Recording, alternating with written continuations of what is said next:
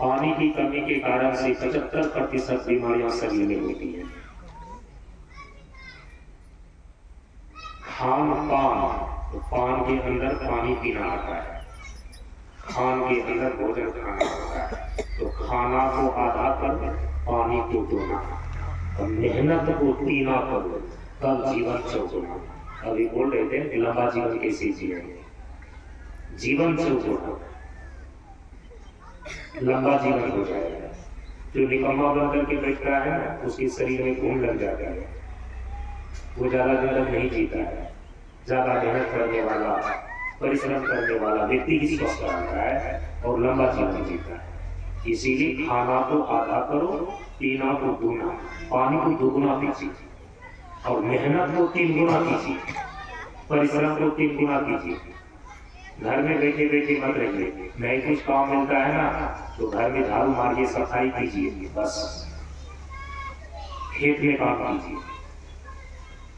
नहीं तो फिर 4 से 6 किलोमीटर तक सुबह और शाम टहलिए, उसका विकल्प ये है, तब जीवन चौगुना होगा। तो खान पान को ठीक रखना, इसी को बोलते हैं स्वास्थ्य सुधार। दूसरा संदेश है सादा जीवन, उच्च विचार। ज्यादा रंग रंगीन में मत जाइए। सादा जीवन का मतलब होता है सामान्य जीवन।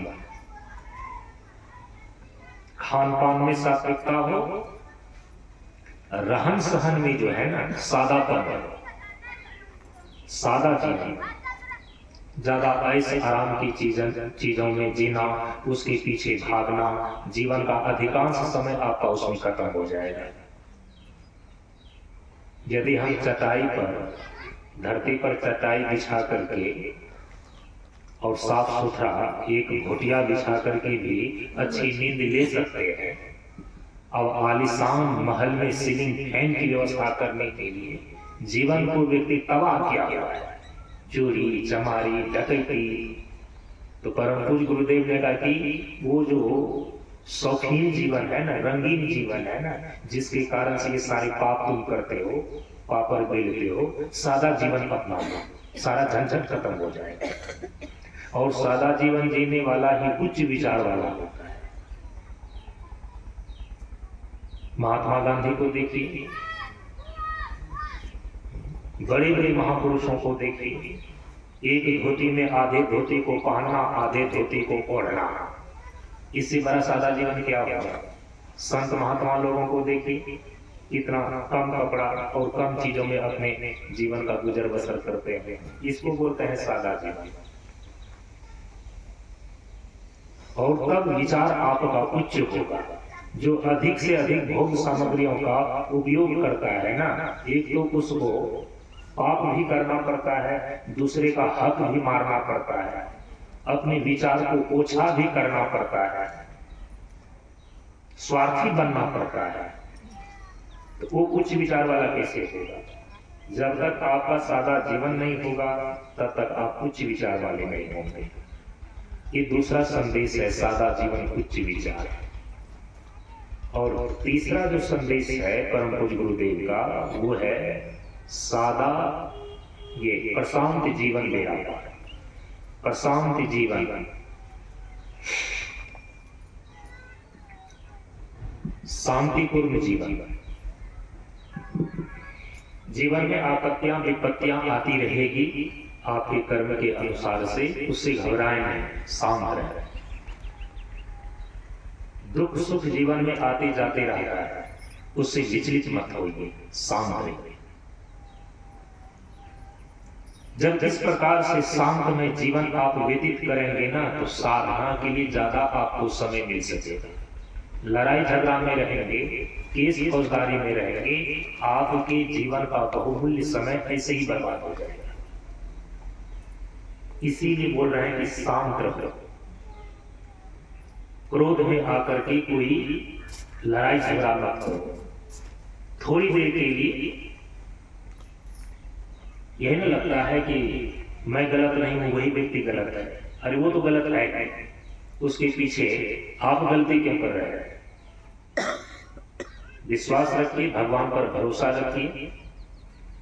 जो सत्य है वह सत्य ही रहेगा और जो गलत है वो गलत ही रहेगा। सत्य को छोड़ करके गलत मार्ग पर अपने जीवन को मत ले जाइए, जीवन अशांत हो जाएगा। शांत जीवन के लिए बहुत कुछ सहना पड़ता है, सहज है। परम पूज्य गुरुदेव ने हम सभी लोगों को कहा कि देखो ना, जो चीज कोमल होती है ऊपर से कितना ही उसको नीचे गिरा दो कुछ नहीं बिगड़ता, और जो चीज कठोर होता है थोड़ा सा हाथ से छूट जाए नीचे गिर करके चकनाचूर हो जाता है। आप सहनशील होंगे ना, आप ही विजयी होंगे। जो ज्यादा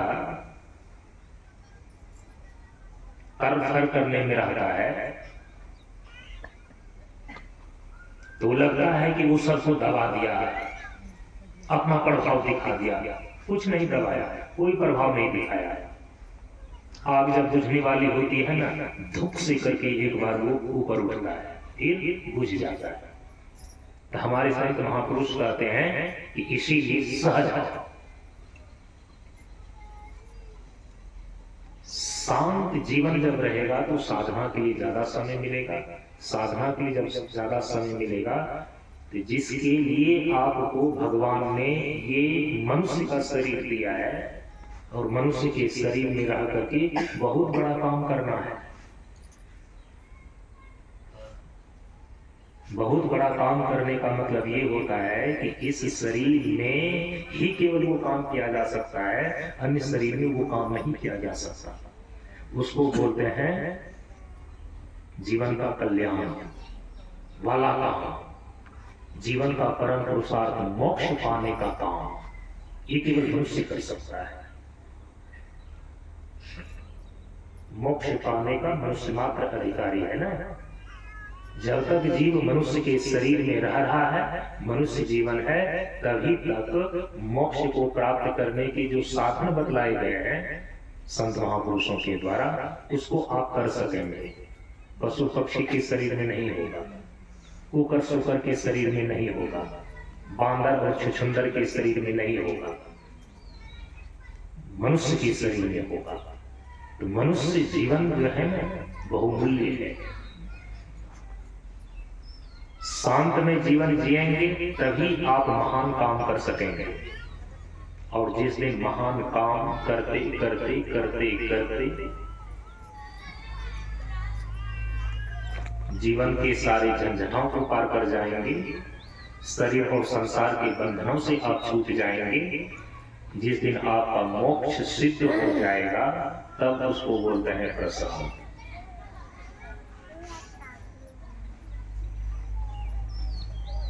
जिस मूल तत्व से संपूर्ण जीवन और सृष्टि निर्मित हुई है ना,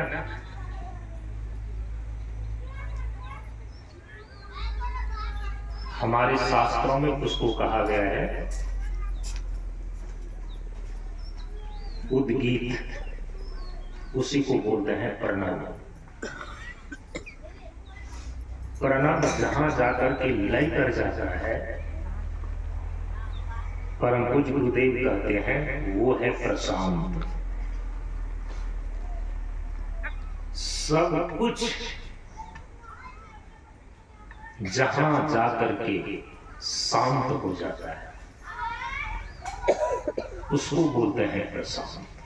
जो कभी भी अशांत नहीं होता उसको बोलते हैं प्रशांत। उस प्रशांत को पाने के लिए आपको जीवन में सामान्य रूप से शांत में जीवन जीना आवश्यक है। इसी को बोलते हैं प्रशांत जीवन बेड़ा पार। आपके जीवन का बेड़ा पार तभी होएगा जब शांत में जीवन धारण करके जो जीवन का परम पुरुषार्थ मोक्ष बतलाया गया है, उस मोक्ष को प्राप्त करने के साधन को आप करेंगे। ये 3 संदेश हो गए। सादा जीवन स्वास्थ्य सुधार, सादा भोजन स्वास्थ्य सुधार, सादा जीवन उच्च विचार और प्रशांत जीवन बेड़ा पार। इसके साथ साथ परम पूज्य गुरुदेव ने कहा कि सादा कपड़ा, सादा कपड़ा इसका बहुत बड़ा महत्व है। वैज्ञानिक दृष्टिकोण से, धार्मिक दृष्टिकोण से, आध्यात्मिक दृष्टिकोण से, अभी इस पर हम विस्तार से नहीं जाएंगे। आगे का जब सत्संग का सत्र होएगा ना, इस बार तो जिस पर विचार करना है उसी पर करना है। तो फिर जो है कि जीवन को किस प्रकार से व्यवस्थित किया जाए साधना के लिए, किस प्रकार से जीवन को व्यवस्थित किया जाए ध्यान के लिए, उसमें किन किन चीजों पर ध्यान देना आवश्यक होता है, इस पर विस्तार से चर्चा करेंगे अगले सत्र से। उसमें पहली चीज आएगी सादा कपड़ा। 2 समय आप सादा कपड़ा को धारण कीजिए, बाकी समय आपको जो रंग पसंद है, जिस प्रकार का आपका यूनिफॉर्म है, घर में, दुकान में, खेत खलिहान में, गौर बाजार में, पार्टी में, पर्व त्योहार में, शादी विवाह में, जिस प्रकार का भी आपको कपड़ा पहनना है कपड़ा पहनिए। लेकिन 2 समय जो है ना सादा कपड़ा को धारण करेंगे तो आपको ज्यादा लाभ प्राप्त होगा, क्योंकि सादा सच्चाई का प्रतीक है, सादा सात्विकता का प्रतीक है। जिस समय आप साधना करते हैं उस सादा कपड़ा पहनिए, और जिस समय सत्संग करते हैं उस समय सादा कपड़ा पहनिए। हम लोगों में मंच में परम पूज्य गुरुदेव के द्वारा बनाया गया नियम ही है। अब देखिए ना, कुछ लोग बाहर से आए सबका सादा कपड़ा देख रहे हैं, चाहे गृहस्थ हो चाहे साधु हो, सादा कपड़ा में यूनिफॉर्म है। सूरज जब नीचे रहता है लाल रहता है, रंगीन रहता है, जैसे जैसे सूरज ऊपर चढ़ता है वो श्वेत होता जाता है। तो उच्चता का प्रतीक है ये सादा कपड़ा। प्रकृति में जो सत्व गुण है उस सत्व गुण को ग्रहण करने की ग्रहणशीलता बढ़ जाती है उस व्यक्ति के अंदर। तो दिनेश जी ने जो ध्यान दिलाया कि एक यूनिफॉर्म बनाना चाहिए, तो लोगों को जो गांव में देहात में सादा कपड़ा को लेकर के एक मान्यता बनी हुई है कि विधवा का कपड़ा है, इसी डर के मारे महिलाएं नहीं पहन पाती हैं। पुरुष को पहन भी देते हैं, महिलाएं नहीं पहनती है।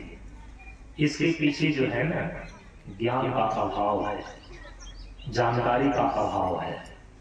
विधवा के लिए सादा कपड़ा अनिवार्य कर दिया गया है, न कि विधवा ही सादा कपड़ा पहनता है, क्योंकि जिसका पति मर गया अब शरीर के अंदर सात्विकता को धारण करना है, ताकि अलग अलग प्रकार की कुत्सित वासनाएं उसके जीवन को वे विचार की ओर न ले जाए, मन में पवित्रता बनी रहे, सात्विकता बनी रहे।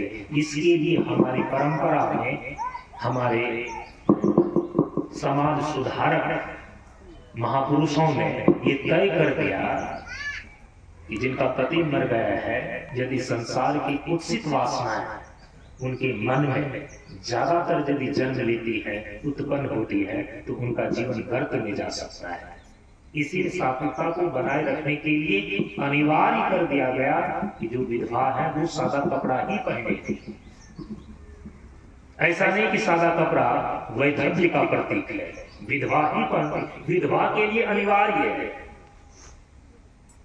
किसने आपको कह दिया कि सादा कपड़ा पहनते हैं तो पति की उम्र घट जाती है? किसने कहा? कहीं लिखा हुआ है क्या? तो गांव देहात में सुनते हैं, तो गांव देहात में कैसे सुनते? एक कान से दूसरा कान, दूसरा कान से तीसरा कान। किसी महापुरुष ने बतलाया आपको क्या? किसी भी संत महापुरुषों के मुंह से आपने सुना है क्या सादा कपड़ा पहनने से पति की उम्र घट जाती है? सरस्वती जी को आप जानती हैं ना, जो कि बसंत पंचमी में सरस्वती की प्रतिमा बिठा करके उनकी पूजा और आराधना करते हैं। तो सरस्वती का वस्त्र कैसा है, परिधान कैसा है? श्वेत, सादा कपड़ा में है ना। दुर्गा जी तो लाल कपड़ा में है, काली जी तो काले रंग के कपड़े में है, लेकिन सरस्वती जी तो सरस्वती वो तो सादा कपड़ा में है। और सादा कपड़ा में होने के कारण से ही तो वह ज्ञान की देवी है। तो सत्संग में तो आते हैं आप ज्ञान को ही, क्योंकि सत्संग में ज्ञान की गंगा बहती है। तो जब सरस्वती माता तो कह रही है कि मैं ज्ञान की देवी तभी हूं, उस ज्ञान को धारण करने की क्षमता तभी आती है कि पाचन सांस होने से ज्ञान अभ्यास हो जाता जब तुम्हारे में सात्विकता होगी। तो सात्विकता का प्रतीक है सादा वस्त्र।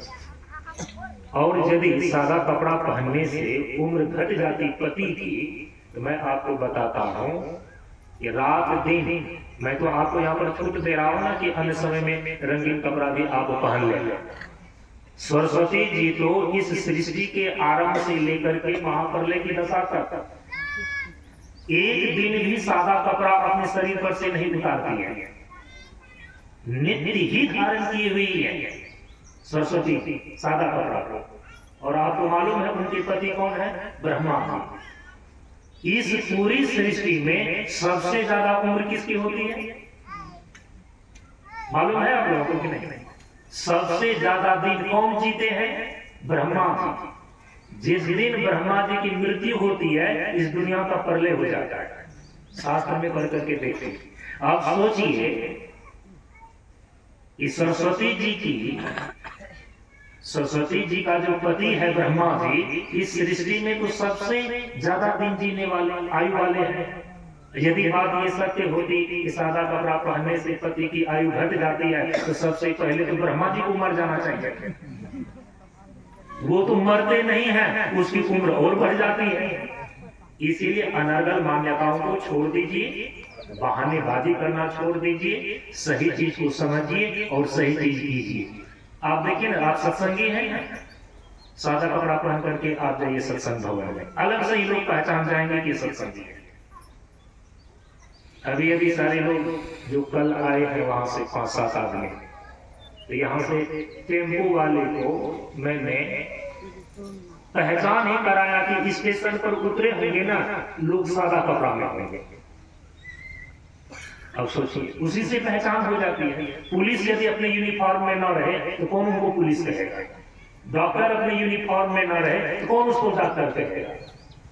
तो आप यदि सत्संगी होकर के सत्संग के यूनिफॉर्म में ना रहे तो कौन आपको सत्संगी कहेगा? तो इस ओर थोड़ा सा जो है ना ध्यान कम दिया गया, इसीलिए जो है कि लोग नहीं कर पाते हैं। लेकिन हमारे यहाँ पर परम पूज्य गुरुदेव का जो मंच है, चाहे वो महिलाएं हो चाहे पुरुष हो, उसको बार बार ये बताया जाता है कि उजलो सब भलो, उजलो भलो देश।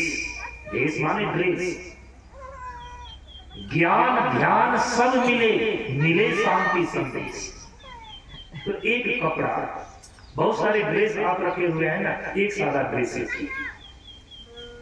आप कहते हैं कि लोग जो है कि थोड़ा सा हंसी मजाक करेगा, कमेंट करेगा, तो ऐसे भी कमेंट नहीं करता है क्या? अच्छा चीज के लिए बुरा आदमी यदि कमेंट भी कर दे तो कोई बात नहीं है। हम बुरा काम करने के लिए थोड़ी जा रहे हैं। और देखिए, वो भी मन से इस चीज को स्वीकारते हैं कि अच्छा काम करने के लिए अच्छा चीज कर रहा है, लेकिन उसको करना नहीं है तो मन में एक सूक्ष्म ईर्ष्या है, इसीलिए वो बुरा रूप में कमेंट करता है। देखो ना, चला है सत्संग करने, चलो ना सादा कपड़ा पहन करके देखो, दिखाने के लिए चला है। सुन लीजिए केवल, बुरे काम को करने के लिए व्यक्ति को यदि उसकी निंदा की जाती है तो तब वह सोचनी है। लेकिन हम अच्छा काम करने के लिए जा रहे हैं, फिर भी लोग मेरी निंदा कर रहा है, तो इसके लिए तो संत कबीर साहब ने बहुत अच्छा कहा कि निंदक नियरे राखिए आंगन कुटी छावा, बिन पानी साबुन के निर्मल करे सोता। संत कबीर साहब तो बोलते हैं कि ऐसे निंदा करने वाले को तो अगल बगल में बसा करके रखना चाहिए ताकि वो शुद्ध साफ हमको करते रहे। एक सादा ड्रेस बना के इस बार नहीं बन सकता है तो फिर अभी 1 साल का टाइम है, 1 साल का कौन पूछे। जहां भी ध्यान करते हैं, जहां भी सत्संग करते हैं, एक ड्रेस बनाइए सत्संग का, और वो कुछ दिखनी चाहिए। तो ये लोग भी जो है ना, तो फिर कहेंगे कि तो भंगाहा में भंगा पक्का नहीं रह गया।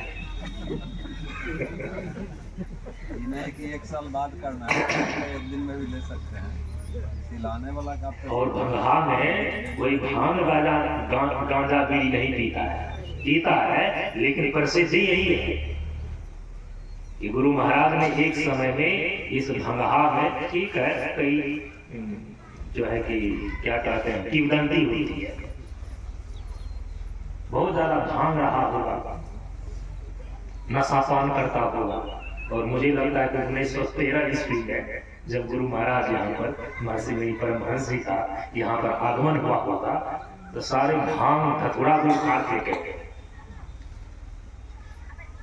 और आपको मालूम है, हमको तो मालूम है, मेरी जन्मभूमि है तो हमने भी तो शुरू कर दिया है। भले 35 साल से हम यहाँ पर नहीं है।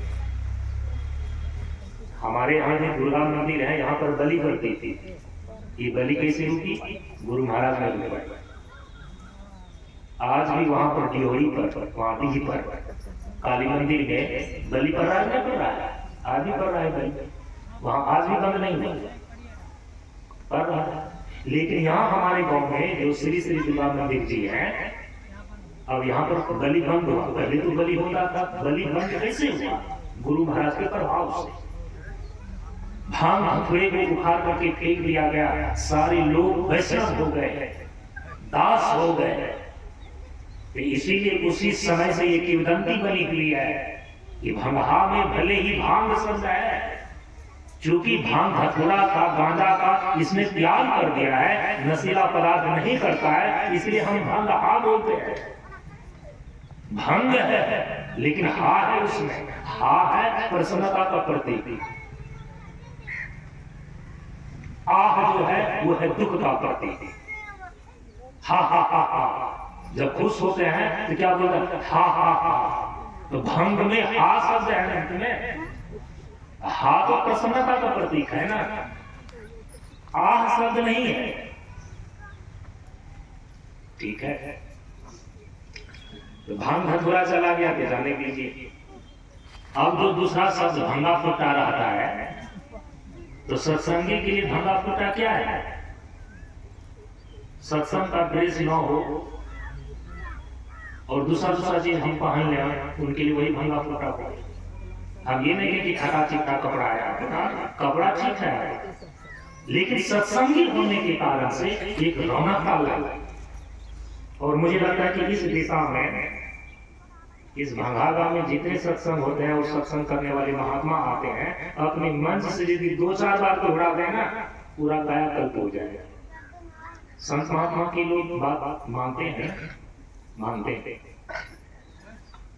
तो चलो हम इस मंच से पहले अब कहना शुरू कर देते हैं कि सादा कपड़ा को सत्संग और साधना के लिए अपनाइए और फिर उसका अनुभव अपने भीतर लीजिए। शर्माइए नहीं, अच्छे काम में शर्माइए मत, क्योंकि परम पूज्य गुरुदेव ने कहा है कि शुभ कार्य में शीघ्रता आवश्यक है और दुष्ट कार्य में दृढ़ता आवश्यक है। ये शुभ काम है। एक सादा ड्रेस सत्संग के लिए और साधना के लिए, उसको अवश्य बनाएं।